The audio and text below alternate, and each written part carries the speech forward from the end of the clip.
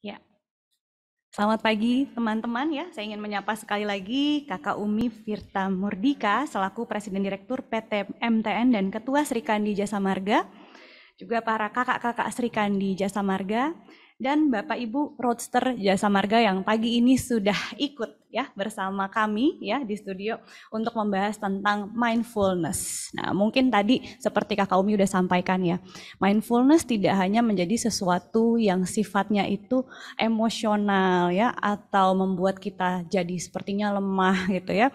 Bukan berarti kita tidak kuat dengan kita menerapkan mindfulness. Justru dengan kita hidup lebih berkesadaran, mudah-mudahan kita lebih memahami kebutuhan kita, lebih sadar hidup tuh sebenarnya mau ngapain sih ya. Peran kita sehari-hari ini untuk apa ya? Apa yang sedang kita butuhkan dan kebutuhan kita ini sebenarnya apa? Nah, ini pertanyaan-pertanyaan yang mungkin sudah mulai bisa dijawab oleh teman-teman ya. Oke, sambil aku lanjut slide kedua, boleh teman-teman dibantu next?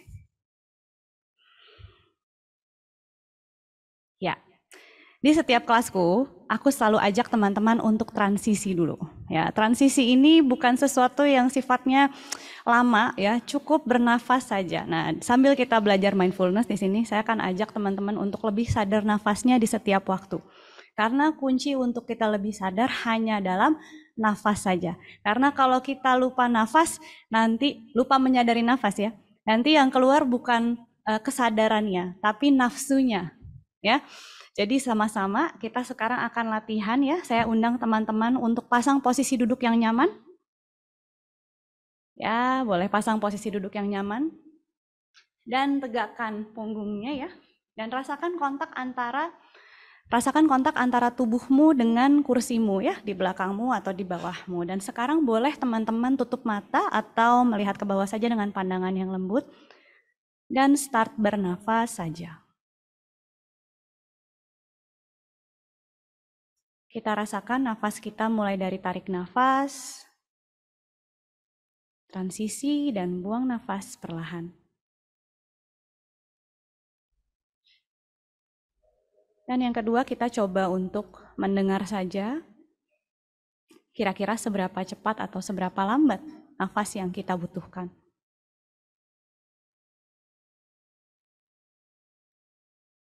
Berbaik hati pada diri sendiri. Sekiranya seberapa cepat atau lambat nafas yang dibutuhkannya, sambil benar-benar mendengarkan dan memantau nafas Anda sendiri.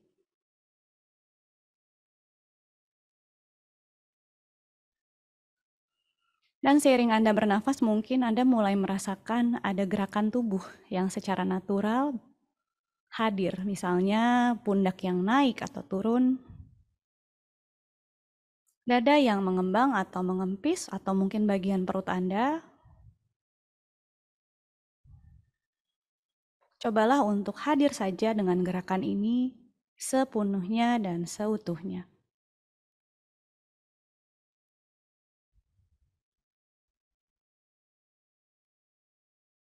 Mungkin beberapa dari Anda ada yang memikirkan hal lain, teringat hal lain, atau merasakan rasa tidak nyaman, atau sebaliknya rasa nyaman sampai mengantuk. Apabila muncul rasa atau perasaan atau pikiran, sadari saja bahwa Anda sedang terdistraksi dan ini sangat tidak apa-apa. Tidak perlu menghakimi diri Anda atau melabelkan diri Anda tidak berbakat mindfulness atau tidak bisa meditasi. Kembalikan saja dengan lembut kesadaran Anda pada nafas.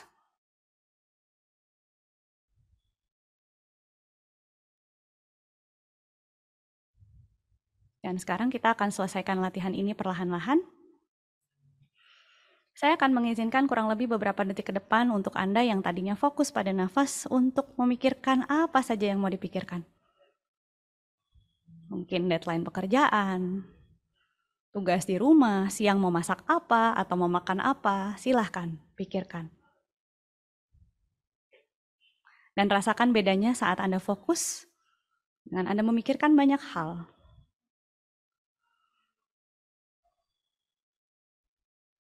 Dan sekarang teman-teman boleh selesaikan latihannya. Sadari keberadaanmu di tempatnya berada, di ruangannya atau di tempat duduknya. Kuatkan nafasnya. Mungkin boleh menggosokkan kedua tangan kanan dan kiri. Mungkin boleh stretching seperlunya. Dan kapanpun siap, biarkan mata Anda terbuka dengan sendirinya.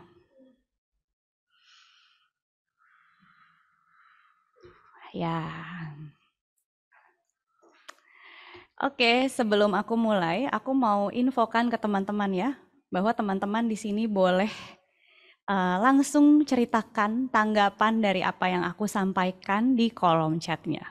Ya, atau kalau ada yang mau cerita langsung tentang apa yang dialami, apa yang terasa relate, silahkan langsung saja diketik di chatnya.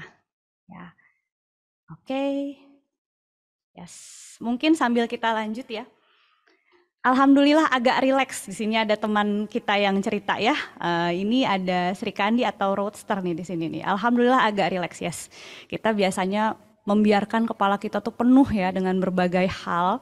Dan sebenarnya kunci untuk kita istirahatkan kepala kita cukup dengan nafas saja. Alhamdulillah enak seger, Mbak. Ini kayaknya total banget nih ya sampai di caps lock nih ya. Alhamdulillah. Saya ikut senang Mbak Wiwi Widya ya. Dan ada Mbak Naning Rahayu Ningsih nih, Sri Kandi yang hebat-hebat nih, Masya Allah nih. Saya juga mau bilang ya teman-teman, saya mau bilang terima kasih sama Jasa Marga. Soalnya kemarin saya habis road trip dari Jawa ke Bali. Aduh itu kalau nggak ada jalan tol gimana tuh ya? Ya, oke. Saya mau lanjutkan ke next slide. Yes, mungkin tak kenal maka tak sayang. Saya mau perkenalkan diri saya dulu, nama saya Raden Prisha. Saya tersertifikasi sebagai fasilitator mindfulness untuk ranah kerja dari Mindful Leader Virginia USA, Wellbeing dan Journaling Coach, dan juga founder dari Mind Revive Indonesia, yang keterangannya akan saya kasih di next slide-nya. Jadi Mind Revive Indonesia ini adalah sebuah platform edukasi, boleh ke next slide, platform edukasi untuk well-being ya, untuk kesejahteraan diri. Ya, untuk membuat kita bisa lebih menemukan bahagia itu nggak usah jauh-jauh tapi di dalam diri aja. Dan ternyata ya yang lebih membutuhkan mindfulness dan well-being itu justru adalah teman-teman yang dari corporate ya, yang tanggung jawabnya banyak ya, yang kontribusinya luar biasa ya, yang ranah bertumbuhnya itu luas sekali ya, luar biasa. Oke, next slide. Nah, ini adalah beberapa perusahaan yang sudah mengajak saya untuk memperkenalkan workplace mindfulness ya. Nanti saya akan masukin nih logonya Jasa Marga Learning Institute ya, keren banget. Next-nya.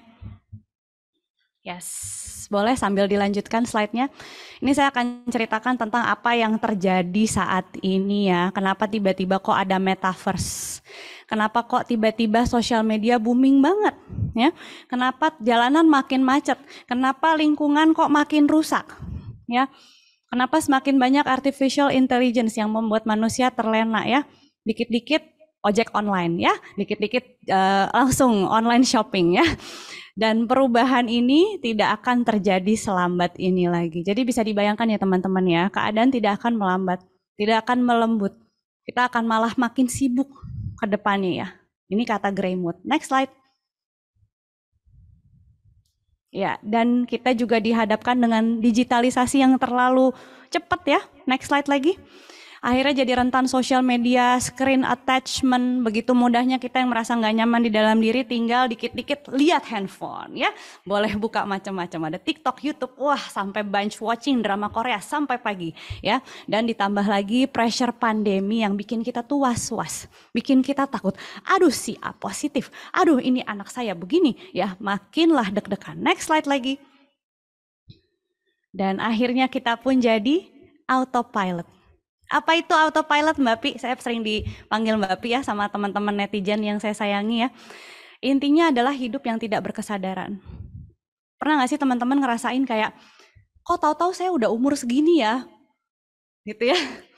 Saya kok udah umur segini aja, saya 10 tahun kemarin ngapain ya? Saya kok hidupnya gini-gini aja ya? Nah, ya. Apakah kita sungguh-sungguh merasakan apa yang kita lakukan hari demi hari? Saya dengar ada yang ngikik-ngikik kecil tuh di belakang studio, mungkin relate. Ya, next-nya lagi. Dan ternyata memang Ada jalan keluar untuk ini. Bukan yang nggak ada ya. Setiap kesulitan pasti ada jalan keluarnya. Tinggal kita aja mau ngulik apa enggak. Ya. Caranya adalah dengan apa? Dengan menyadari diri dan hidupmu.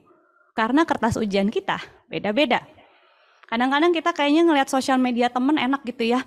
Ih, kayaknya dia kalau begini hidupnya bakal happy, aku mau ikutan.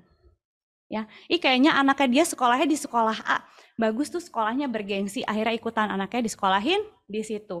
Tapi apakah benar-benar tahu yang dibutuhkan oleh si anak? Apakah benar-benar tahu apa yang dibutuhkan oleh dirimu? Jadi kita ini jalan, apakah benar-benar kenal diri kita, atau kita hanya ngikutin aja society ngomong apa? Kayaknya ini keren ya, kayaknya itu keren ya. Di sini saya akan ajak teman-teman untuk lebih lihat ke dalam. Next slide. Jadi sebenarnya kita butuh apa sih? Ya, apa sih yang bisa membuat kita bahagia? Kalau kata Tony Robbins, ya, kita punya 6 kebutuhan dasar. Dan yang 4 itu sifatnya duniawi. Sifatnya seru di sini, tapi sebenarnya butuh peran serta orang lain ya. Jadi kita nggak bisa pastiin dan nggak bisa kita bawa ke afterlife nanti ya. Dan itu adalah yang pertama, signifikansi atau validasi. Kita semua ingin berprestasi ya teman-teman ya.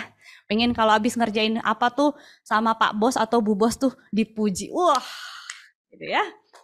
Atau nggak usah jauh-jauh deh. Kalau kita posting di sosial media, pengennya pasti like-nya banyak ya. Terus kalau like-nya dikit, insecure. Kenapa ya aku like-nya cuma segini, kalau si A like-nya banyak banget gitu ya. Jadi sudah pada fitrahnya manusia itu senang dipuji, senang divalidasi, senang dianggap ya. Dan yang kedua adalah kepastian. Kita semua butuh kepastian. Kita pengennya kita kalau membuat rencana harus terjadi. Ya, pokoknya rencana saya ini harus terjadi. Dan ini ya, kebutuhan yang kedua ini diuji banget waktu kita pandemi itu ya, tahun 2020 ya. Buyar semua rencana. Ya. Dan yang ketiga adalah variasi. Makanya kenapa sekarang ada istilah jalan-jalan sama dengan healing. Ya, karena sebenarnya kita butuh variasi. Dan yang keempat adalah cinta. Jadi sebenarnya dasarnya kita semua tuh adalah bucin ya teman-teman ya, karena ini adalah kebutuhan dasar manusia. Ya, tapi sayangnya keempat kebutuhan ini membutuhkan peran serta dari orang lain. Akhirnya kalau kita nggak dipuji, nggak dinaikin nih jabatannya, atau kepastiannya tidak ada dari rencana kita, akhirnya kita pundung, kita stres.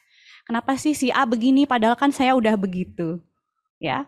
Tapi apakah kita butuh orang lain untuk membuat kita bahagia? Apakah kebahagiaan kita itu tergantung gimana orang lain? Ya, saya sering banget tuh dapat pertanyaan-pertanyaan tuh di DM ya. Mbak, saya udah belajar mindfulness, tapi suami saya kok begini gitu ya. Atau ibu mertua saya begini, atau tetangga saya tiap hari komenin saya mulu misalnya ya. Sebenarnya kita sangat bisa membuat kebahagiaan kita sendiri dengan 2 kebutuhan dasar yang setelah ini. Boleh next slide? 2 kebutuhan dasar itu adalah pertumbuhan diri dan rasa bersyukur. Jadi yang namanya manusia itu sebenarnya dia sangat senang dan butuh, nggak cuma senang ya, butuh lebih baik dari hari kemarin. Makanya kalau gini-gini aja kadang-kadang suka mikirin, pundung terus insecure ya. Gitu. Karena kita semua pengen lebih baik, pengen improve dari hari kemarin, pengen menjadi manusia yang lebih baik dari sebelumnya. Dan yang kedua adalah kebersyukuran. Dan sebaik-baiknya orang yang bersyukur, yang merasa diberi, dia akhirnya kontribusi lagi ke banyak orang, dia ngasih lagi ke banyak orang. Makanya banyak orang yang ngasih ya, tapi dia happy. Karena yang namanya ngasih, sedekah, memberi peran, menyadari kontribusinya di dunia, itu hormon serotoninnya banyak. Ya, jadi kita memang perlu punya kebersyukuran dan kontribusi. Nah, next slide. 2 kebutuhan dasar kita ini matching sama tujuan kita hidup atau ngapain kita hidup. Pada saat kita hidup ya, kita cuma dikasih 2 hal, cobaan baik dan cobaan buruk. Kalau nggak yang enak banget, ya yang nggak enak banget. Nah, sebenarnya 2 hal ini matching sama kebutuhan dasar kita. Kalau kita dapat hal baik, disitulah waktunya kita bersyukur. Ya, kalau kita dapat yang nggak enak, itulah waktunya kita improve. Next slide. Nah, kenapa ini dibutuhkan? Ya, pada saat kita bertumbuh ya, Di sini ada sebuah bagan ya, grafik yang disebutkan oleh Ray Dalio. Dia punya buku namanya Principles, itu bagus banget ya. Jadi pada saat kita mau bertumbuh itu kayaknya kita pengennya alurnya tuh langsung begini ya, ke atasnya linear gitu. Tapi sebenarnya tidak seperti itu. Kalau kita bertumbuh, awalnya kita punya tujuan dulu nih, pengen ngapain. Ya, itu biasanya tandanya kita bertumbuh, kita gagal dulu. Rasanya nggak enak dulu, nggak nyaman dulu. Puyeng dulu. Ya, kalau kita udah fail, baru di situ akhirnya kita tergerak untuk membuat solusi. Gitu nggak? Ini harus diapain ya masalah ini gitu ya. Nah, itu adalah alur bertumbuh. Setelah kita mendapatkan learning principle, kita dapat caranya, dan kemudian kita dapat hikmahnya, disitulah akhirnya kita bertumbuh, disitulah kita akhirnya naik level. Jadi mulai sekarang, sadari kalau kamu lagi nggak enak, artinya lagi ada sinyal dari dalam tubuhmu yang minta kamu bertumbuh. Ya, next slide. Nah, sayangnya ya, kenapa ada harimau di sini ya? Sayangnya kenapa kita kalau lagi bertumbuh itu rasanya nggak enak banget dan seringkali stres. Ya, sebenarnya stres tuh apa sih? Ya, entah kalau lagi dikejar deadline, artinya bertumbuh untuk mengejar sesuatu yang berbeda dari sebelumnya. Ya, kalau kita tahu bahasa yang di luar sana keren, healing itu apa sih? Healing itu artinya adaptasi, sehingga kita bisa mengizinkan keadaan ini terjadi. Ya, oke. Jadi stress response, boleh di next biar keluar tuh tulisannya Mas. Ya, jadi sebenarnya yang namanya stres itu adalah respon alami terhadap situasi yang dianggap sebagai tantangan atau ancaman. Contoh saat kita dikejar harimau, ya. Bayangkan kalau kita dikejar harimau tuh tidak stres. Halo gitu ya. Halo harimau gitu ya. Terus dia gitu ya. Jadi kalau kita stres ngelihat harimau, itu langsung hormon kortisol keluar. Akhirnya darah terpompa lebih cepat di jantung, akhirnya otot kita jauh lebih kuat dari sebelumnya. Makanya dulu waktu ada banjir situ Gintung tuh ya, itu teman saya ada yang ngangkat kulkas dari lantai 1 ke lantai 2. Dia aja nggak tahu tuh gimana caranya. Pas dia mau angkat lagi nggak bisa. Oh, ternyata itu adalah peran hormon kortisol, gitu ya. Nah, apa yang dirasakan saat stres ini? Next slide. Ini ada tulisan-tulisannya di sebelahnya nih. Yes, langsung aja sampai bawah ya. Jadi kalau kita stres, itu ada respon melawan atau lari. Jadi kalau ada harimau di depan kita, pilihannya 2 tuh. Kita mau ngambil senjata ya, atau kita mau lari. Boro-boro kepikiran mau ngejinakin ya teman-teman ya. Dan di situ ada peningkatan detak jantung, ada peningkatan tekanan darah, nafasnya jadi gitu ya. Terus otot-ototnya tegang, keringetan, terus puyeng kepalanya tuh langsung, saya harus gimana? Saya harus ngambil gimana nih? Saya harus lari kemana? Nah gitu ya, jadi brain bombing. Wah banyak banget tuh di kepala ya. Dan kepekaan berlebih terhadap informasi negatif. Jadi sensi ya teman-temannya bahasanya ya, sensi bin baper. Jadi kalau kamu mulai sensi, artinya mungkin kamu sedang stres dan stresnya mungkin berkepanjangan. Ya, sebenarnya stres berhari-hari aja itu sudah disebut sebagai sesuatu yang perlu kita tindak loh. Bahkan kita mulai merasakan sesuatu aja ada caranya untuk mengendalikan dan mengelolanya. Ya, dan nggak cuman itu, glukosa darah meningkat, pencernaan melambat. Makanya ada nggak di sini yang pernah ngerasa kalau stres tuh mahnya kambuh, GERD ya. Terus akhirnya dibilang kamu jangan stres gitu ya. Gimana caranya nggak stres ya? Dan akhirnya ujung-ujungnya menurunkan respon imun kita. Makanya ada orang yang kalau stres tuh bawaannya migrain gitu ya, capean, terus gampang sakit. Oke, next slide. Nah, next lagi biar keluar tulisan. Yes. Nah, kalau stres seperti tadi, sebenarnya itu adalah sesuatu yang normal. Bayangkan kalau kita sedang terancam lalu tidak memiliki hormon stres, apa yang akan terjadi? Ya, misalnya di jalan dicopet orang ya, sebelum mindalik gitu. Nggak apa-apa, aku baik-baik saja ya gitu ya. Kan kita bingung ya gitu ya. Kamu kok tidak membela diri gitu. Tapi kadang-kadang kita dengan kondisi yang tidak se-urgent itu bisa merasakan stres gitu ya, karena deadline ya, karena seseorang yang nyebelin di sekitar kita, yang kalau bahasanya sekarang toxic person ya gitu. Aduh, dia tuh kenapa sih kalau ngomong julid banget, langsung deh kita nggak enak gitu deketan sama dia gitu ya. Akhirnya berlama-lama, yang harusnya si kortisol itu dipakai buat lari atau kabur, akhirnya dia ngendon lah di badan kita. Jadilah kita stres kronis. Ya, aktivasi jangka panjang dari respon stres. Akhirnya kita functioningnya tuh nggak seoptimal biasanya, nggak seimbang. Akhirnya tegang, fisiologis tegang, psikologis juga tegang. Next. Oke, next. Ya, yes. Nah, ini ada akibat jangka panjang dari stres kronis ya, karena jantungnya deg-degan, akhirnya di jangka panjang tidak terpenuhi, akhirnya menjadi penyakit jantung ya. Ada nyeri otot, sakit kepala, akhirnya yang tadinya marahnya karena stres doang, akhirnya jadi sifat, ih dia tuh orangnya marah melulu ya. Jadi sekarang teman-teman tahu ya, teman-temannya kalau mungkin ada yang marah mulu, kalau ada orang rumah marah mulu, mungkin sebenarnya dia terluka, Cih. Itu bahasa kerennya ya. Bahasa lebih kerennya lagi, mungkin dia sebenarnya stres. Ya, sampai outputnya kayak gini, cemas ya, sekarang bahasanya keren banget, anxiety gitu ya. Akhirnya gangguan fokus, gangguan memori, akhirnya cepet pikun ya. Kalau teman-teman nggak mau pikun di hari tua ya, kita kelola stres dengan baik, akhirnya nggak bisa tidur. Siapa di sini yang pernah overthinking ya, overthinking mikirin satu masalah terus akhirnya nggak bisa tidur, akhirnya masalah pencernaan, itulah GERD dan kawan-kawannya. Nextnya. Akhirnya ya jangan sampai. Akhirnya kalau di ranah kerja ini akibatnya adalah disengagement, merasa detach sama kerjaannya ya, bingung aja, dan burnout. Burnout aja sekarang akhirnya sudah menjadi diagnosa. Ya, next. Nah, dampaknya bagi perusahaan apa? Ternyata ini yang mengambil dampaknya nggak hanya employee ya atau tim ya, tapi juga perusahaan. Ini ada beberapa hasil survei dan penelitian. Next, langsung aja semuanya ini. Jadi ternyata ini sebelum pandemi ya teman-teman ya, 33% employee itu experience chronic stress. Ya, 28% akhirnya cabut dari kerjaannya ya, resign dari kerjaan karena nggak kuat stres.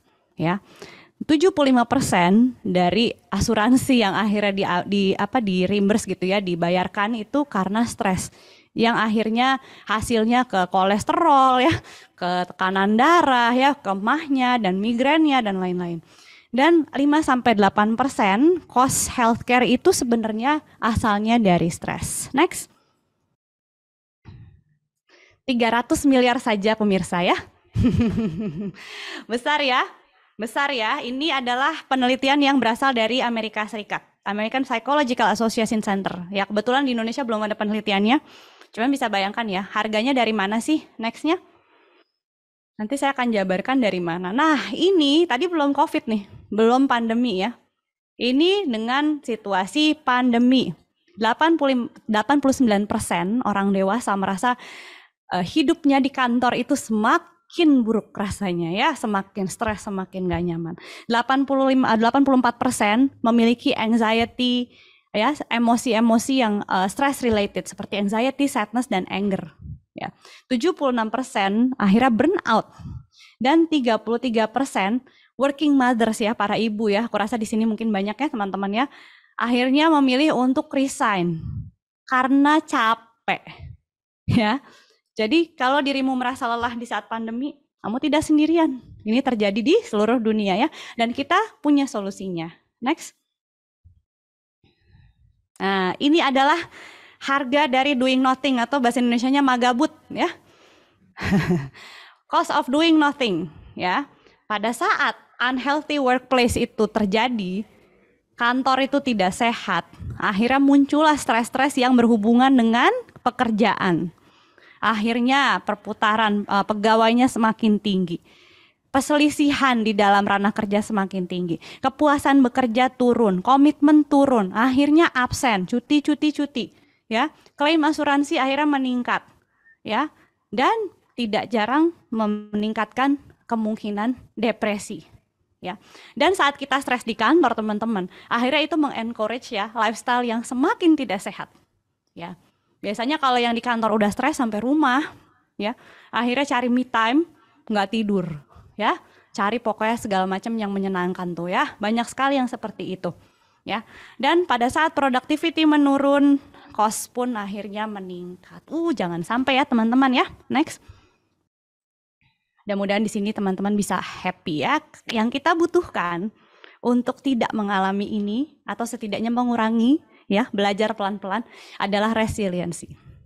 Resiliensi adalah kemampuan untuk menghindari stres kronis. Jadi yang dihindari bukan stresnya ya teman-teman ya. Kalau stres aja punya reaksi ya, yang kemudian kita tenangkan diri dan akhirnya menjadi respon itu nggak apa-apa. Yang berbahaya adalah saat kita stres, kita berlama-lama dalam kondisi tersebut, tidak dikelola, akhirnya kita jadi stres kronis. Jadi kita bisa loh mengelola peristiwa stres secara efektif. Dan caranya adalah next.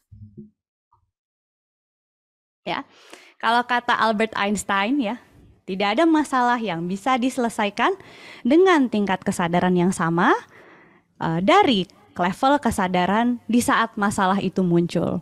Bahasa gampangnya adalah kalau mau menyelesaikan masalah, tingkatkan dulu kesadaranmu. Ya. Tapi masalahku berasalnya dari kolega aku yang suka males itu loh Mbak Pi gitu. Tetap sama. Semua berangkat dari kesadaranmu. Kenapa? Karena kalau kesadaran naik, kemampuan kita naik semua. Next kita bahas ya. Lanjut. Nah inilah mindfulness. Next. Mungkin teman-teman udah banyak yang mendengar apa itu mindfulness ya. Boleh dong mungkin di sini teman-teman yang di rumah ya atau dimanapun berada, coba yang udah pernah tahu tentang mindfulness atau pernah latihan mindfulness, di chat ke aku ya. Silahkan di chat ke aku untuk ceritakan apa sih yang diketahui. Dan kalau teman-teman mau curhat, sangat boleh ya japri ke aku ya teman-teman ya. Ini aku sudah siapin Zoom-nya dan nanti aku kalaupun dibacain pun secara anonim. Apa yang dirasakan di kantor, apa rasa nggak nyamannya. Ya, mudah-mudahan bisa kita bahas di sini. Nah, ini adalah riset mindfulness. Dulu mungkin mindfulness ini sesuatu yang awam ya, tapi di tahun 2019 lihat berapa persen peningkatan dari penelitian tentang mindfulness itu. Tadi juga Kakak Umi ya bilang kalau Harvard Journal pun sudah meneliti dan Cambridge pun juga sudah meneliti, banyak sekali yang sudah meneliti. Next-nya.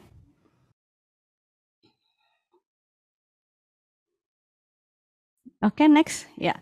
Nah, bicara tentang mindfulness di ranah kerja, ini juga bukan sesuatu yang aneh, ya, bukan sesuatu yang asing gitu ya.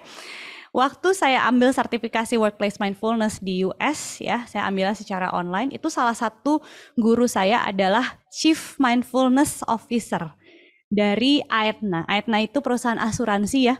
Jadi dia sampai punya CMO yang bukan Chief Marketing tapi Chief Mindfulness Officer karena begitu pentingnya peran mindfulness ini di pekerjaan ya.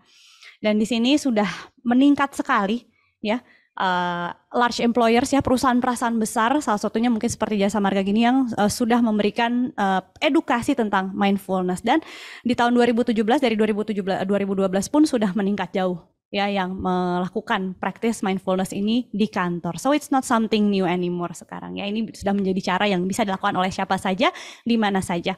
Next. Nah, ini mungkin beberapa dari kita ngerasanya tuh mindfulness tuh kayak merasa lebih damai, keluar dari kenyataan ya, jadi rileks, mengosongkan pikiran ya, atau enggak pasif gitu, nerima aja ntar dimarah-marahin sama temennya, terima-terima aja enggak protes ya, atau meringankan beban secara instan dan enggak seperti itu ya. Yang namanya mindfulness itu pada dasarnya adalah yang pertama kita hadir penuh dalam keadaan yang ada di sini dan sekarang ini ya.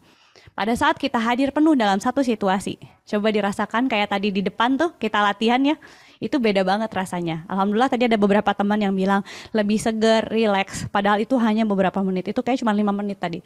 Ya, jadi kita lebih sadar dan kalau kita sadar, kita lebih mudah menerima. Ya, ini kuncinya. Kalau kamu ingin menerima sesuatu yang tidak ada solusinya di dalam hidupmu, ya pasti kita punya semua ya, kita punya keadaan yang tidak ada solusinya. Nyebelin tapi nggak ada solusinya ya, kamu tidak sendiri. Dan mudah-mudahan dengan sadar kita bisa lebih menerima keadaan tersebut. Ya, Akhirnya otomatis kita lebih sadar dengan pikiran kita dan menerima dan menyelidiki dulu berbagai hal sebelum kita bertindak. Jadi kita lebih aware ya, lebih conscious gitu ya sama hidup kita sendiri. Next. Nah, ini ada video, silahkan di play dulu. Ini adalah apa itu mindfulness secara singkat dari Happy Five.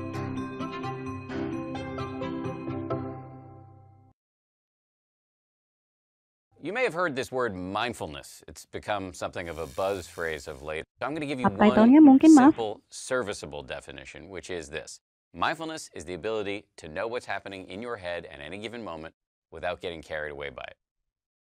Imagine how useful this could be. Just as an example, driving down the road and somebody cuts you off in traffic. English aja nggak How do you apa-apa. normally react? I think most of us, we normally react by having a thought, which is, I'm pissed. And then what happens next? You immediately, habitually, reflexively inhabit that thought. You actually become pissed. There's no buffer between the stimulus and your reaction. With just a little bit of mindfulness, in that same situation, you might notice my chest is buzzing, my ears are turning red, I'm having a starburst of self-righteous thoughts, I'm getting angry. But you don't necessarily have to act on it and chase that in the back of the car thinking you've gone nuts. Now, you might be thinking, don't I need to get angry sometimes? Aren't I justified? I would say yes, but probably not as much as you think. The proposition here is not that you should be rendered by mindfulness into some lifeless, non-judgmental blob. The proposition is that you should learn how to respond wisely to things that happen to you, rather than just reacting blindly. And that, my friends, is a superpower. How do you get it? The way to get it is through meditation. I believe that meditation and mindfulness are the next big public health revolution. In the 1940s, if you told somebody you were going running, they would have said, who's chasing you? But then what happened next? The scientists swooped in, they showed that physical exercise is really good for you, and now all of us do it, and if we don't, we feel guilty about it. And that's where I think we're headed with mindfulness and meditation. It's going to join the pantheon of no-brainers like brushing your teeth, eating well, and taking the meds your doctor prescribed for you. Let me just close by saying, mindfulness is not going to solve all of your problems. It's not going to render your life a nonstop parade of unicorns and rainbows. Nonetheless, this is a superpower, and one that is accessible by you immediately. Oke, next slide. Jadi tadi kita sama-sama melihat ya bahwa mindfulness itu bukan berarti kita tidak menjadi marah ya, bukan berarti kita menjadi pasif ya, tapi kita belajar untuk merespon dengan bijak. Dan ini berhubungan dengan kinerja otak. Jadi bicara tentang ini, kita bicara tentang otak kita ya. Jadi dengan latihan mindfulness atau meditation ya disebutnya bahasa kerennya, perlu dipahami bahwa meditasi ini bukanlah yang berhubungan dengan praktis agama tertentu ya teman-teman ya, karena ada juga meditasi yang sangat bersifat saintifik dan sudah diteliti di berbagai belahan dunia ya. Dan mindfulness sebenarnya adalah memperhatikan aja pengalaman saat ini dengan sikap keterbukaan dan rasa ingin tahu. Ya, misalnya nih teman-teman ya, ada yang kayaknya ngikutan webinar kok kayaknya males banget ya, mendingan ngerjain yang lain gitu. Nah, di sini teman-teman bisa perhatikan perasaanmu sendiri dengan rasa ingin tahu. Oh iya, Prisha itu sekarang lagi deg-degan karena ada kerjaan yang harus dikerjain, misalnya ya. Atau dia mungkin sedang deg-degan karena harus menyerahkan sebuah proyek misalnya, atau harus keluar kota misalnya ya. Nah, jadi kita perhatikan pengalaman kita sendiri dengan rasa ingin tahu. Jadi antusias terhadap perasaan kita sendiri, mengamatinya bukan menghakiminya. Next.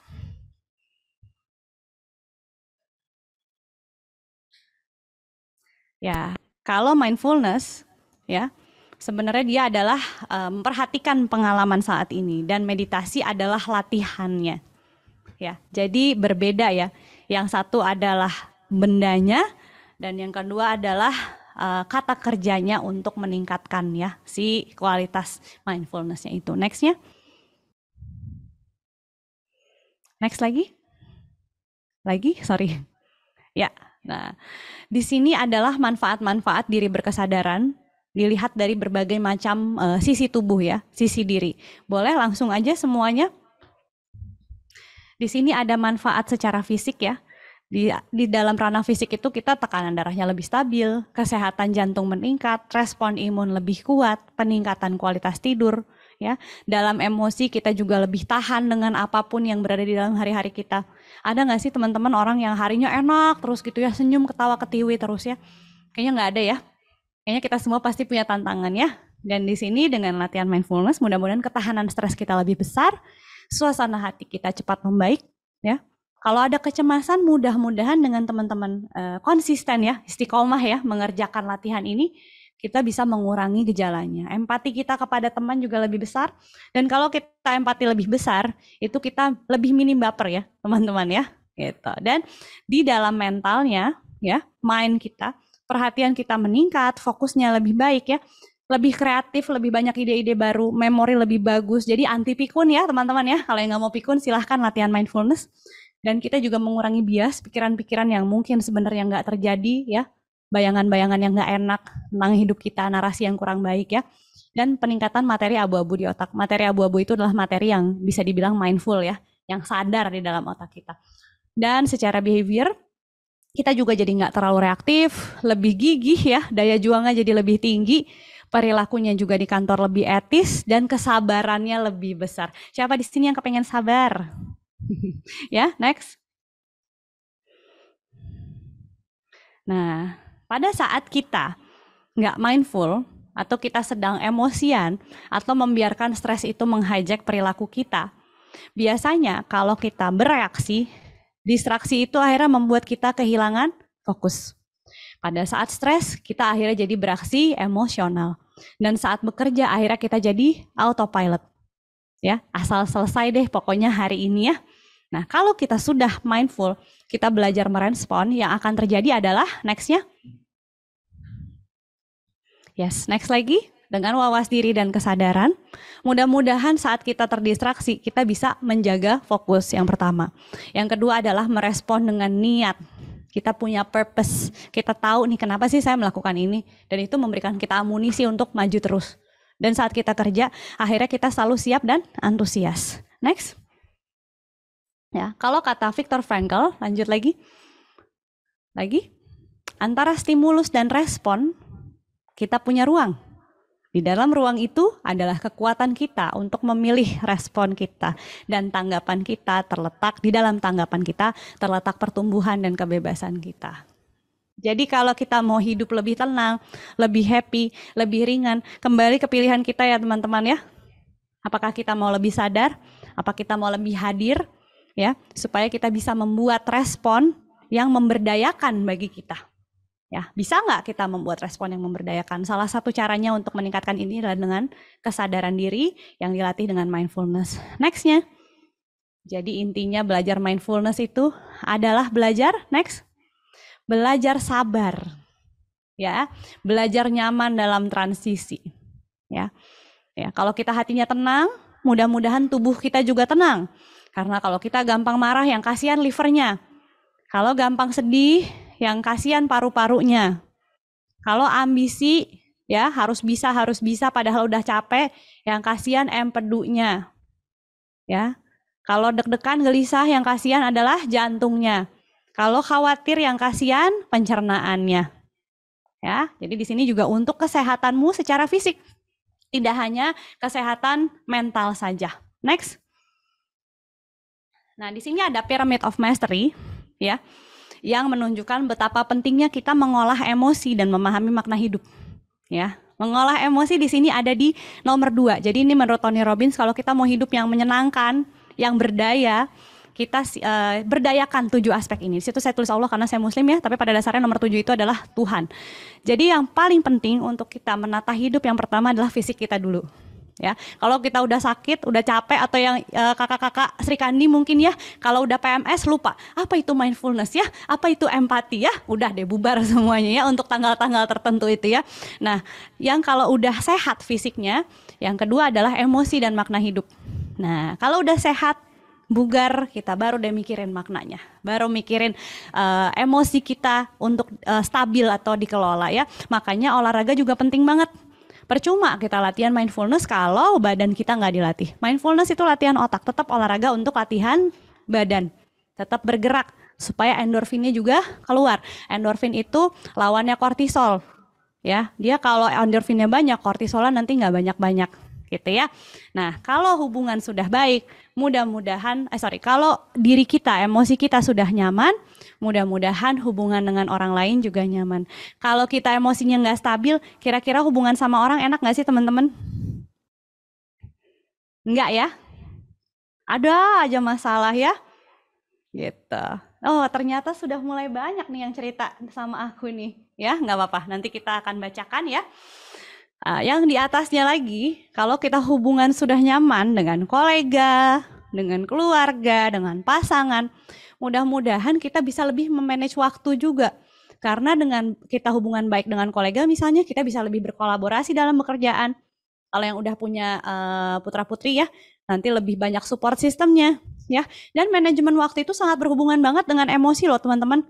Ada nggak sih di sini yang nggak ngerjain kerjaan gitu ya? Alasannya apa? Nggak mood. Ntar aja gitu ya. Moodnya belum datang gitu. Ya, ntar aja. Nah, di atasnya time management itu ada pekerjaan atau misi hidup atau karir. Ya. Jadi pada dasarnya kita semua sebagai manusia tuh membutuhkan misi hidup ya. Kita membutuhkan purpose untuk maju, untuk bertumbuh. Di mana kita bisa bertumbuh dan berkontribusi. Ya. Dan kalau purpose kita udah kuat nih, udah jalan, mudah-mudahan niscaya rezeki datang sendiri ya teman-teman ya. Karena kita niatnya bertumbuh dan berkontribusi, memberi pada banyak orang. Ya. Dan di atas itu lagi ada kedekatan kita dengan Yang Maha Kuasa, dengan Tuhan, dengan higher power. Ya, karena kalaupun kamu punya 1 sampai 6 tapi kamu nggak punya 7, ya, spiritual sense itu nggak ada. Kenapa kita senang bertumbuh dan berkontribusi? Karena it's very spiritual. Ya, kita butuh itu. Nah, jadi bayangkan betapa pentingnya kita bisa sehat secara batin supaya kita bisa memberdayakan diri kita di dalam hidup kita seutuhnya. Next. Ya, dan mungkin tadi aku udah cerita banyak macam-macam ya. Tapi nggak akan ada efeknya kalau teman-teman tidak berlatih. Jadi latihlah dirimu, banyak-banyak sadarin nafas, nggak harus meditasi, bisa kapan aja. Ya, nanti dengan berlatih kita lama-lama akan mendapatkan hikmahnya dari latihan kita ini. Lama-lama kita juga dapat skillnya. Oke, mungkin sebelum aku lanjut, ya. Ini ada yang cerita, Kak, aku dulu pernah waktu S1 terus sambil S2 mindfulness sama dosen. Ya.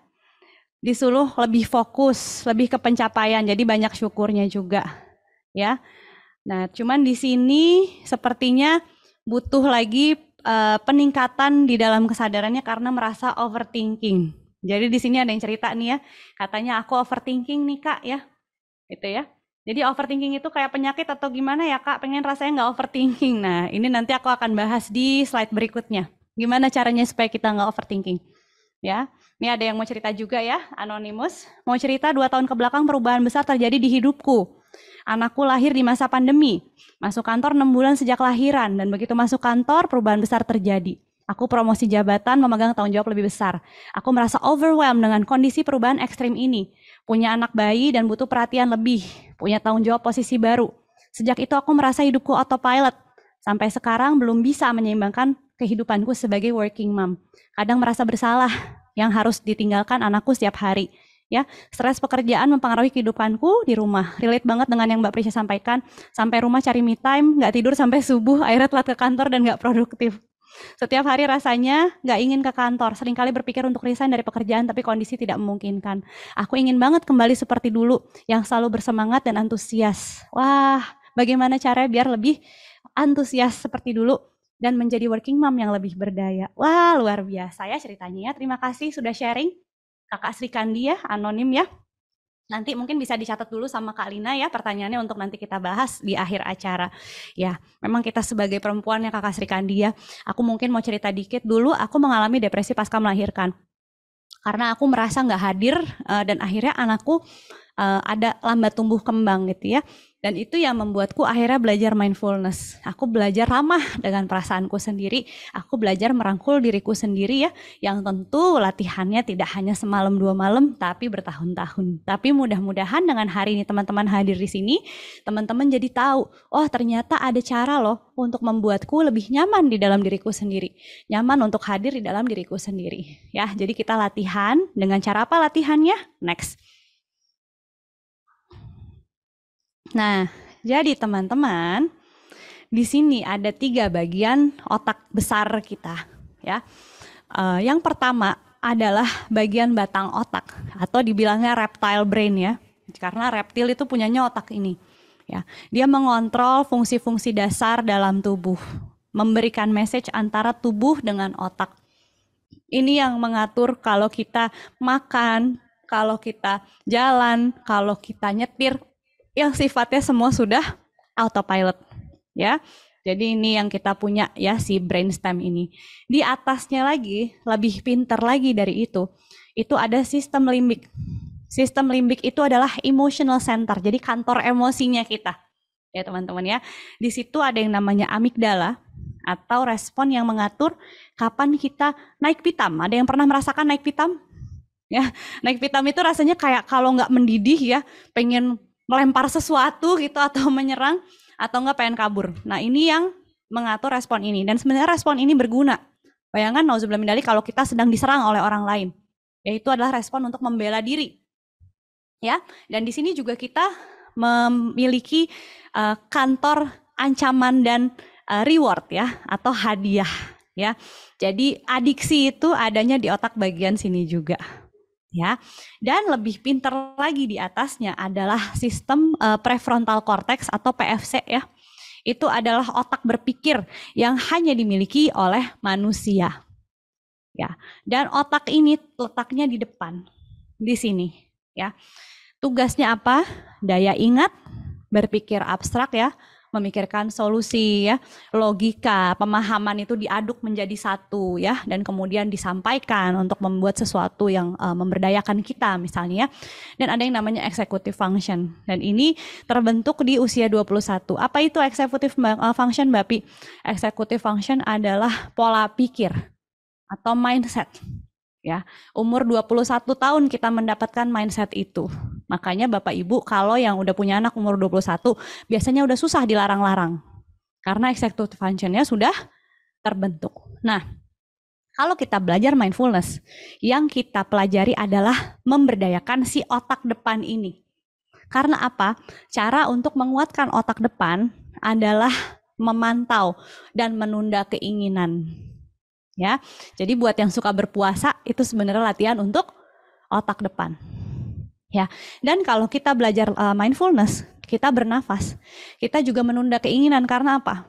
Kita hanya memantau, memperhatikan perasaan kita sendiri tanpa harus terbawa-bawa olehnya.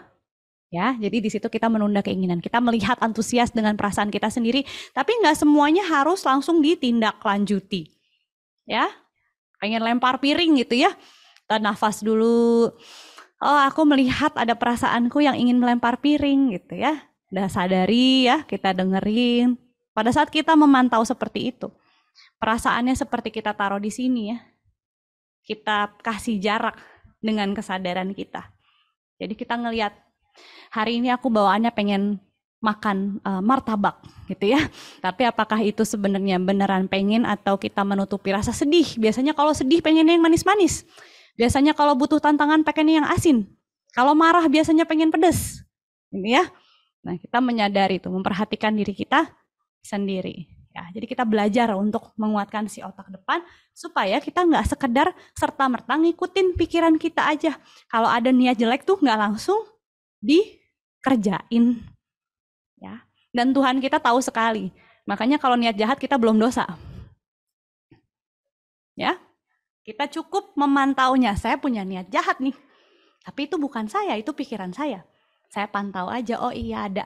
Tapi saya nggak ikutin. Biarkan dia datang, biarkan dia pergi. Ya, next. Nah, gimana cara membawa mindfulness dalam hari Anda? Sekarang ada banyak banget aplikasi latihan mindfulness teman-teman. Kalau yang bahasa Indonesia Relief, ya. Kalau yang bahasa Inggris ada Headspace, ada Calm, ya, dan semua harganya terjangkau, ya. Kalau yang Calm agak mahalan dikit ya. 10 menit aja setiap hari, ya. Kalau saya biasanya sering meditasi sendiri tuh habis sholat subuh pagi hari. Saya nafas saja, atau enggak pas baru bangun tidur. Ya, mungkin 5 menit, 10 menit cukup, dan sebelum tidur, tanpa aplikasi. Kalau saya suka dengerin nafas saya sendiri. Atau cara kedua adalah kita mengambil jeda. Banyak ya bahasa kerennya di sosmed-sosmed tuh ya, jeda, buatlah jeda, pausing. Terus ngapain Mbak Pi pausing ya? Pausing cukup mengambil jeda singkat untuk memeriksa diri sendiri sepanjang hari. Ini aku mau ajak teman-teman praktek singkat ya, buat pausing ini ya. Singkat aja, boleh pasang posisi duduk yang nyaman, dan boleh tutup mata, dan mengambil beberapa nafas lembut saja.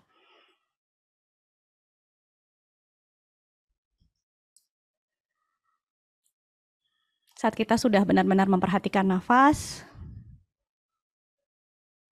dan sudah grounded ya, terasa grounded di tempat duduknya, bersandar pada tempat duduknya. Coba kita tanyakan, kita rasakan tubuh kita dan tanyakan, bagaimana rasanya di tubuh Anda? How does it feel to be in your body right now? Bagaimana rasanya berada di tubuhmu saat ini? Mungkin ada yang merasa pegal, capek, pusing. Atau mungkin ada yang merasa nyaman, lega, tenang. Apapun yang kita dengarkan dari diri kita, cukup kita perhatikan dan pantau saja. Kita dengarkan saja. Seakan-akan kita bilang sama tubuh kita ya, I hear you, I listen to you. Dan mungkin kita beralih sedikit ke pikiran kita. Wow, sepertinya ramai ya kalau pikiran biasanya ya. Gak apa-apa, kita perhatikan saja. Bagaimana? Pikiran apa yang hadir di pikiran Anda saat ini? Anak-anak saya udah pulang sekolah belum ya? Atau kerjaan saya udah beres nih, tapi takut salah deh. Ya. Atau kayak, aku pengen nurunin berat badan, tapi kok pengen makan gorengan terus ya? Apapun yang kamu pikirkan, perhatikan saja seakan-akan kamu sedang melihat dari atas, ya, sedang memantau pikiranmu. Dan izinkan pikiran-pikiran itu hadir. Dan kita akan alihkan ke hati kita.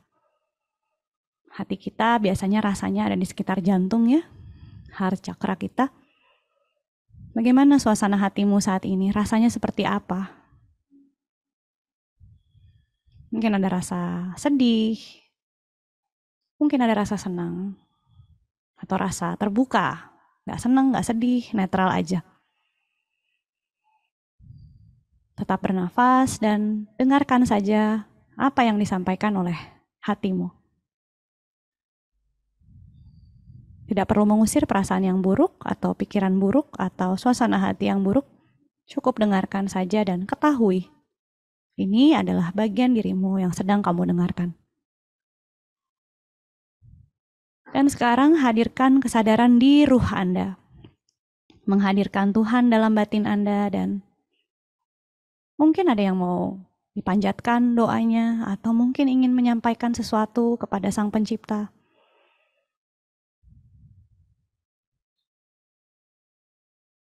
Dan kita lanjutkan dengan menarik nafas lebih kuat.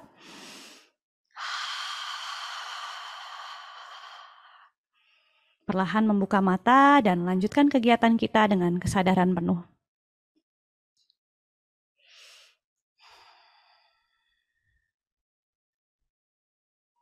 Ya. Singkat ya. Boleh cerita gimana rasanya setelah melakukan latihan tadi ya? Ya, agak berbeda sama yang depan. Yang ini kita lebih seperti bertanya pada diri sendiri ya. Next slide please. Next slide, sorry. Ya. Nah, tadi kita udah dengan cara bertanya ya, pausing, bertanya pada bagian-bagian diri kita. Dan cara keduanya adalah hadir penuh saja. Jadi benar-benar sadar penuh pada apa yang dilakukan tanpa kita menilai-nilai atau kita mencari gangguan gitu ya. Jadi benar-benar fokus aja sama apa yang dilakukan. Contoh, ini yang sepele dan singkat ya, sebenarnya sangat-sangat it's a small thing to do sebenarnya. Yang pertama adalah mengemudi dengan radio mati. Coba kita benar-benar rasain ya. Rasain gimana rasanya tangan kita menyentuh setir ya. Benar-benar ngeliat ke kanan kiri kita, lebih fokus sama apa yang lewat, apa yang dilewati, bagaimana cuaca hari.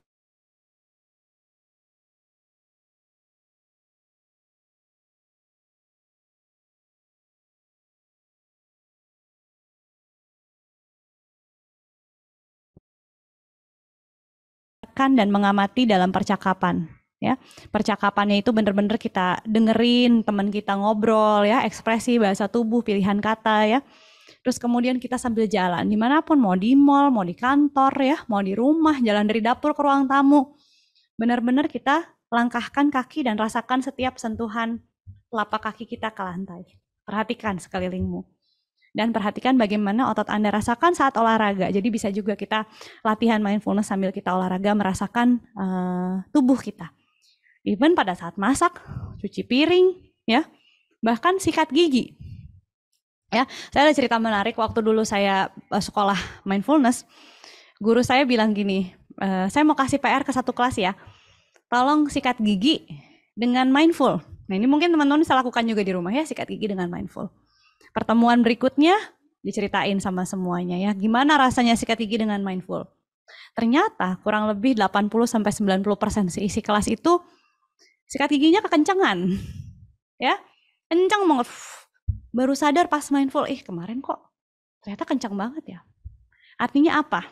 Kita tuh kalau nggak sadar ya, nggak dalam kondisi utuh kehadirannya, bisa jadi kita menyakiti diri kita sendiri tapi tidak menyadarinya. Ya, mungkin kita udah capek gitu ya, tapi kita terusin aja. Gitu ya. Nextnya akan ada video tentang latihan mindfulness. Sederhana aja bagaimana kita melakukannya. Silahkan.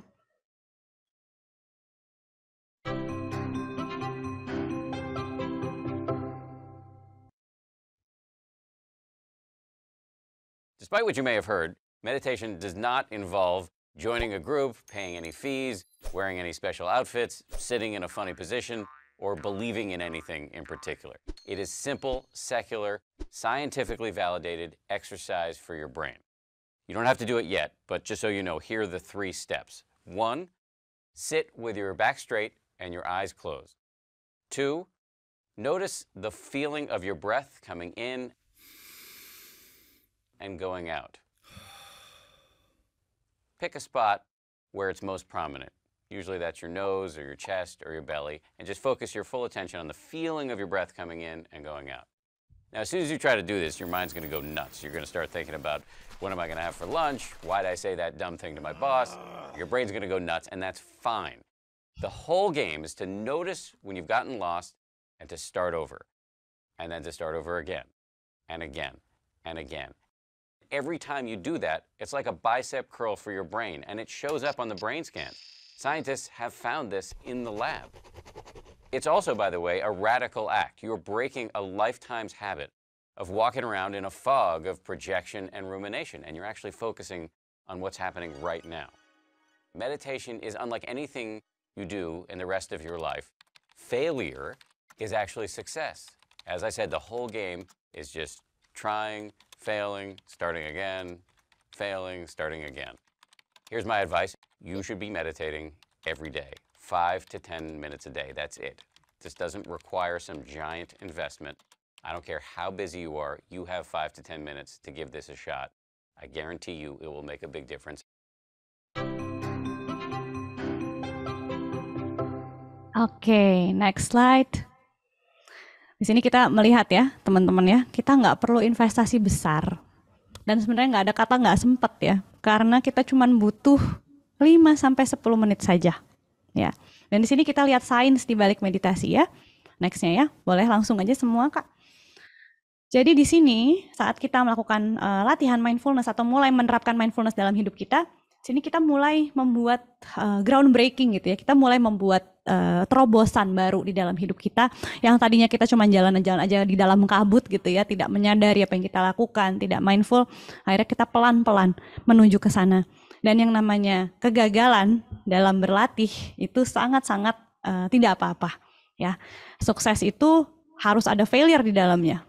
Jadi kalau misalnya kita bernafas dan kemudian pikirannya ya you went nuts gitu ya kalau kata bahasa yang tadi ya, mikirin gimana perkataan kita dengan atasan, mikirin makan siang apa, it's okay. Salah satu mentor saya pernah bilang kalau orang mau nikah, dia meditasinya tentang pernikahan ya, dekorasinya gimana ya nanti gitu ya, atau enggak si penyanyinya siapa nanti gitu ya. Jadi it's okay, just do it. Yang penting kita nafas aja dan memperhatikan pikiran kita sendiri. Dan kalau kita terdistraksi dari nafas, kita kembali lagi ke nafas. Yes. Dan sainsnya di balik meditasi ini, dengan neuroplastisitas, latihan meditasi jangka panjang ini sudah ada penelitiannya mengubah konektivitas fungsional otak. Ada 4 ya. Jadi ada 4 sistem otak utama. Yang pertama adalah sistem ketahanan yang tugasnya itu untuk mengatur keseimbangan batin dan juga pengaturan stres. Yang kedua adalah fokus sistem atau jaringan untuk perhatian kita, fokus supaya kita minim distraksi. Ini perlu banget ya di zaman sekarang yang kayaknya kita nggak bisa cuma time management, tapi udah langsung attention management. Kalau zaman dulu kita gampang ya, mau fokus tinggal tutup pintu kunci. Tapi kalau sekarang nggak bisa. Kalau udah kedistrak dikit langsung ngeliatin handphone, distraksinya hanya sedikit di depan kita. Ya, gitu. Jadi yang kedua adalah sistem fokus kita, sehingga kita tidak terdistraksi. Dan ini ada banyak sekali yang terinvolve. Bagaimana kamu mencapai goal hidup kamu, ya? Bagaimana kita bekerja, bagaimana kita mengatasi tantangan-tantangan dalam hidup, ya. Dan yang ketiga adalah koneksi, yaitu jaringan kasih sayang dan empati terhadap sesama. Jadi kita mudah-mudahan lebih sabar ya teman-teman ya, dengan kita latihan mindfulness ini. Karena kita sabar dengan nafas, mendengarkan nafas kita sendiri itu kan membutuhkan kesabaran. Ya. Dan ada yang namanya sistem meta awareness atau bahasa gampangnya adalah sistem narasi diri. Narasi diri itu apa Mbak Pi? Narasi diri adalah bagaimana kita melihat hidup kita dan peristiwa yang terjadi di dalam hidup kita. Apakah kita mau menganggap kita apes selalu? Ya, hidup saya kayak sinetron ya, banyak masalah, saya kayaknya tidak akan pernah berbahagia gitu ya. Tapi kalau kita narasi dirinya bagus ya, gitu ya, kita bisa mengatakan bahwa saya sedang bertumbuh. Saya sedang belajar menjadi versi diri saya yang baru. Saya lagi software update. Ya, tergantung bagaimana kita menyikapinya. Ya, karena kalau kita mau drama mulu sebenarnya capek shy gitu ya kalau kata bahasa orang sekarang ya. Oke, next. Next slide. Yes. Oke, kita langsung aja ke semuanya ya. Di sini ada sistem ketahanan. Ya, memungkinkan Anda untuk pulih dari kesusahan dan tidak dibajak oleh emosi yang kuat. Nah, di sini adalah caranya box breathing atau nafas kotak. Nah, ini rekomendasi saya dilakukan kalau rasanya lagi terhijack banget sama emosi yang kuat, yang rasanya pengen marah banget, pengen nangis banget, ya, emosi sedang tidak terkontrol gitu ya, atau sangat gelisah ya. Bisa lakukan box breathing ya. Boleh dicoba sekarang karena ini nggak perlu merem-merem juga nggak apa-apa ya. Kita cukup tarik nafas 4 hitungan, tahan 4 hitungan, buang nafas 4 hitungan, tahan lagi 4 hitungan. Lakukan sampai rasanya badanmu sudah lebih nyaman. Ya. Tadi kan kita udah tahu ya dari videonya cara kita untuk merespon itu yang pertama kali diperhatikan tuh tubuhnya dulu ya. Karena kalau kita marah biasanya kan deg-degan ya. Terus bahu tuh kayak berat atau enggak kayaknya kepala tuh kencang ya. Dengan kita menyadari itu dan langsung bernafas, mudah-mudahan kita lebih sehat lahir batin ya. Oke, kita coba ya, kita aktifkan ya resilience system. Kita akan lakukan box breathing, tarik nafas, tahan, buang, tahan, tarik, tahan, buang, tahan. Oke. Ya, singkat ya. Tapi mudah-mudahan ini bisa membantu kita untuk merespon ya godaan stres ya. dan peradangan rendah yang terjadi di otak kita saat kita stres. Jadi apakah artinya kalau stres itu otak kita ada peradangan? Ada teman-teman ya, karena ada semua ada di tubuh kita. Ada cara dan kinerjanya yang dilakukan oleh tubuh kita ya. Jadi tidak terpisah sebenarnya mental dan fisik itu, kita very united sebenarnya. Dan mudah-mudahan ini juga membantu kita untuk tenang di saat krisis. Next slide. Nah, nextnya adalah sistem perhatian. Boleh langsung semuanya? Nah, di sini adalah sistem perhatian atau fokus kita. Ya, ini caranya sama dengan yang kita lakukan di awal tadi. Fokus ke nafas. Ya, dan di sini gunanya untuk kita lebih minim distraksi, karena kalau kita minim distraksi, sebenarnya hidup kita lebih tenang ya. Nggak banyak hal yang harus kita perhatikan. Ya. Orang di zaman sekarang itu lebih capek, kenapa? Karena informasi yang dipaparkan ke kita ya selama 1 minggu itu sama dengan informasi yang dipaparkan ke nenek moyang kita di zaman prasejarah itu seumur hidupnya. Jadi bayangin betapa banyaknya informasi yang harus kita cerna. Sementara kita seminggu, orang zaman dulu tuh seumur hidup gitu.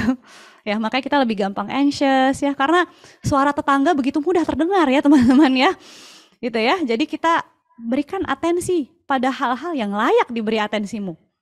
Ya, kalau nggak ada masalah nggak usah dikasih perhatian ya, gitu ya. Gitu. Kalau ngomongin tentang drama dan adrenalin dan bagaimana kita menginginkan drama itu udah lanjut lagi sesi selanjutnya ya. Oke, jadi penguatan sistem fokus ini membuat kita konsentrasinya lebih dalam, perhatiannya rentangnya lebih lama, dan akurasi dalam mendeteksi detail. Ini teman-teman accounting nih, mana suaranya nih?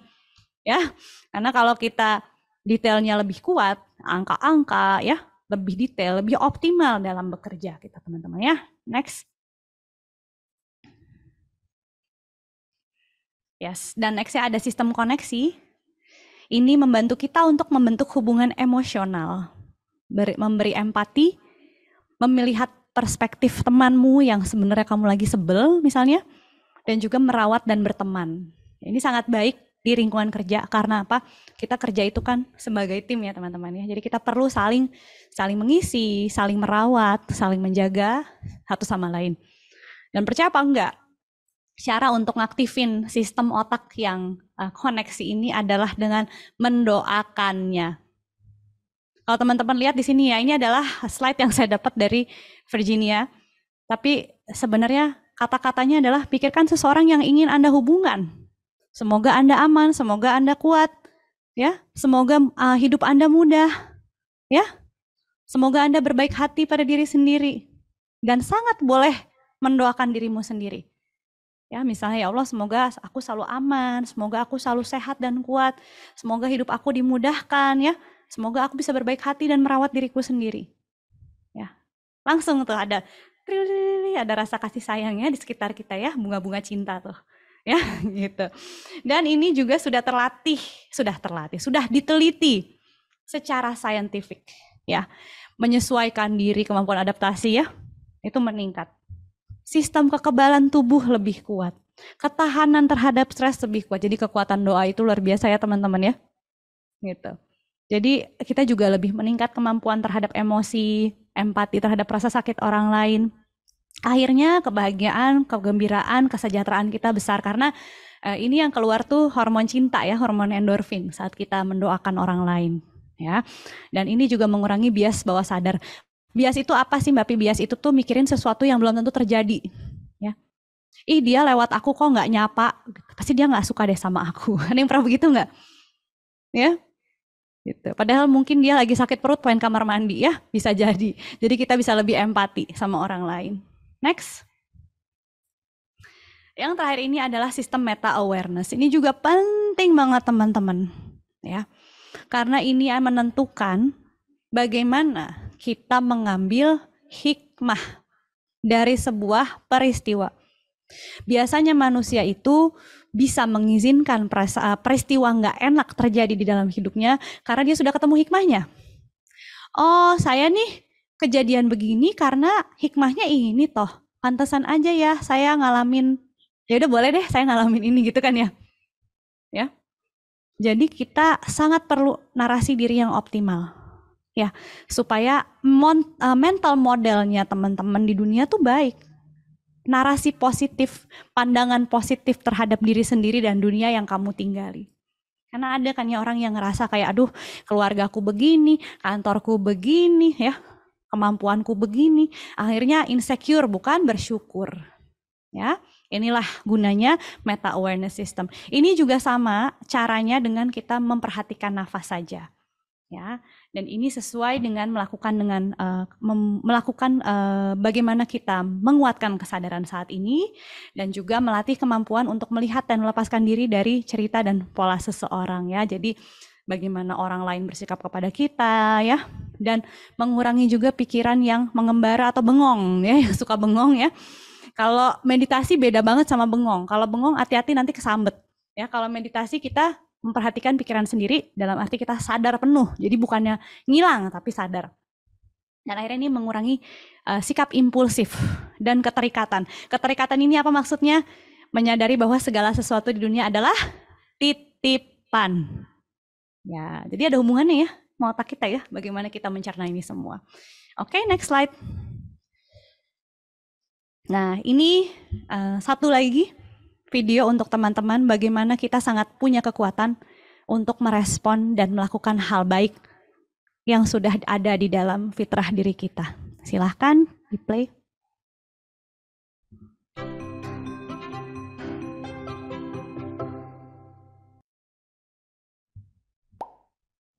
There is a story, usually attributed to the Native American tradition, which illuminates different ways of paying attention. An elder talking to a child, says, "I have 2 wolves fighting in my heart. One wolf is fearful, vengeful, envious, resentful, and deceitful. The other wolf is compassionate, loving, generous, truthful, and peaceful." The child asks, "Which wolf will win the fight?" The elder responds, "The one I feed." That doesn't mean we try to deny or hurt or kill the angry wolf. If we did that, we'd end up in a long battle, all the while somehow making that wolf more powerful through our hostility and fear. Hating that wolf sucks the strength right out of us. Instead, we calmly pay attention to the angry wolf and let go of believing they have the answers. If we can do that, they end up lying down next to us, no longer an enemy. We help strengthen the kind and loving wolf, giving it nourishment and support so that we can follow it. That peaceful wolf can become our steady companion and show us the way through all kinds of different life experiences. Restful or chaotic, enjoyable or disappointing experiences may come and go, but we can have a guide with us through it all. This is what mindfulness can help you do. Mindfulness allows us to see our thoughts and feelings as they are beginning. It's very powerful to know what we're feeling as we're feeling it, know what we're thinking as we're thinking it. With mindfulness, we can choose what will strengthen and bring into action, and we can choose what we will gently let go of. We don't have to be at the mercy of old habits or old ways of thinking or old ways of being. We are empowered. It just takes practice.